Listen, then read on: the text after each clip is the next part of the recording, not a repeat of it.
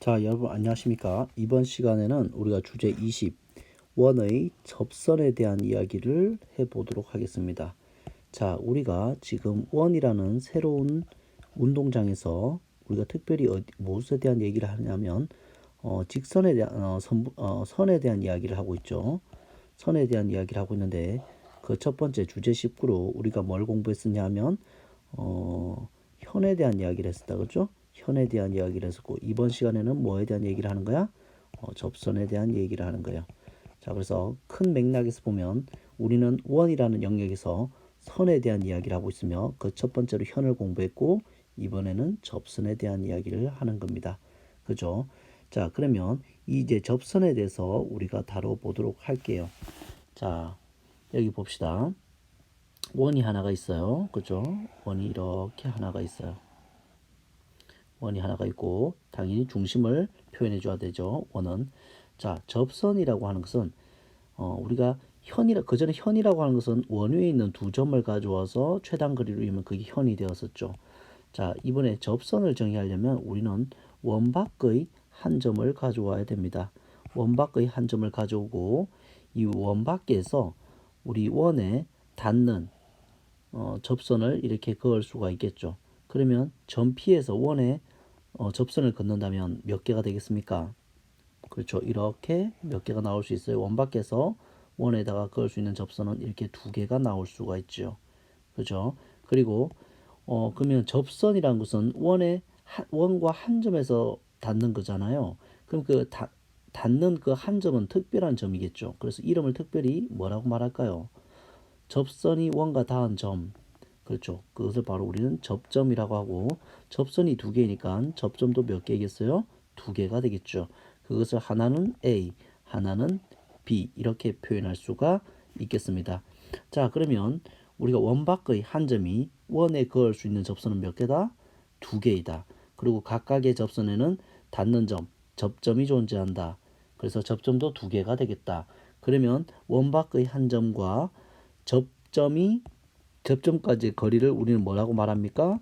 그것을 바로 접선의 길이라고 말합니다. 알겠습니다. 알겠습니까?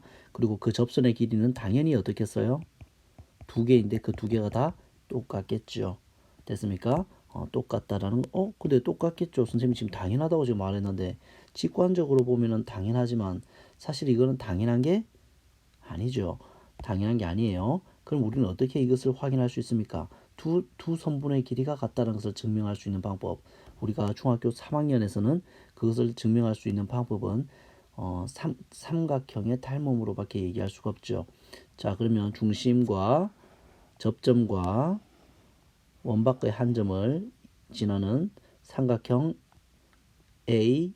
OAP, PAO 이것을 하면 얘는 수직이 됩니다.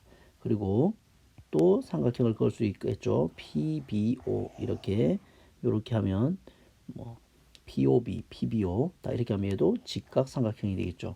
그래서 이 두 직각 삼각형이 뭐하다는 거, 닮음이라는 거, 합동이라는 거 그것만 보여주면 되는데 자, 직각 삼각형이기 때문에 우리 얘기했죠. 직각 삼각형이라면 우리는 RH 합동을 사용할 수 있고 빗변이 같음을 보여야 되는데 여기 딱 보니까 빗변은 뭐예요? 그렇죠. 공통변이죠. PO는 공통변이라서 빗변이 같아요. 그러면 우리는 RH 합동을 사용해서 나머지 한 변과 나머지 한 변 또는 한 각만을 표현해 주면 되는데 우리 뭘로 하면 되겠습니까? 그렇죠. AO와 바로 BO가 반지름으로서 같죠. 그래서 RHS 합동이 된다. 따라서 대응하는 두 변 누구요? 바로 PA와 대응하는 변 PB는 뭐 할 수밖에 없다. 같을 수밖에 없다. 이렇게 증명을 하는 거죠. 그래서 원 밖의 한 점에서 한 원에 그은 두 접선 또 그것으로부터 만들어지는 그 접선의 길이는 반드시 같다라고 하는 중요한 성질을 우리는 지금 확인을 했습니다. 됐죠? 그래서 지금까지 한 것을 다시 정리하면 자, 원이 있고 원 밖의 한 점 P에서 원 O에 그을 수 있는 접선은 몇 개다? 두 개다. 그리고 두 접선의 접점을 각각 우리는 뭐라고 부른다? AB라고 한다. 접점이라고 하고 그것을 각각 AB라고 부르면 되겠죠. 그리고 원 밖의 한 점 P에서 각각의 접점 A와 B, 즉 거기에 이르는 길이 PA와 PB는 바로 우리는 접선의 길이라고 부른다. 그리고 그 두 접선의 길이는 서로 같다. 그죠? 이게 핵심적인 거죠. 그죠? 이렇게 여러분들이 이해하고 계시면 되겠어요. 자, 그렇다면 우리가 그것으로 인해서 생길 수 있는 특징들을 살펴볼 건데, 우리가 원 밖의 한 점, 자, 원을 이렇게 그리고, 그죠? 원이 있고, 원의 중심이 있겠고, 원 밖의 한 점이 있겠죠. 그래서 우리는 뭐를 그릴 수 있어요? 이렇게 접선을 그릴 수가 있어요. 그죠? 이렇게 접선을 그릴 수가 있어요. 그러면 이 접점과 중심에 이르는 이 선분 AO, 그죠? 이 AO와 그 다음에 이 BO도 이렇게 연결하면 우리는 사각형을 하나 만들 수가 있는데, 자, 이렇게 만들어진 사각형에는 특별한 특징이 있다라는 거죠. 그것은 바로 뭐냐 하면, 우리가 이게 수직이잖아요. 접선이기 때문에 여기는 수직이에요. 수직이에요. 반지름과 접선과 그 다음에 접점과 중심 사이에 이르는 그 반지름, 그 둘은 서로 수직으로 연결되는 것을 알 수 있죠. 근데 우리는 사각형의 내각의 크기 합은 얼마예요? 내각의 합은 얼마예요? 360도잖아요. 근데 여기서 몇 도를 잡아먹으니까 이미 여기서 180도를 가져가니까, 그럼 결국에는 뭐일 수밖에 없어요?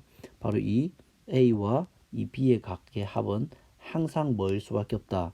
180도일 수밖에 없다라는 우리가 특징을 또 발견해낼 수가 있죠.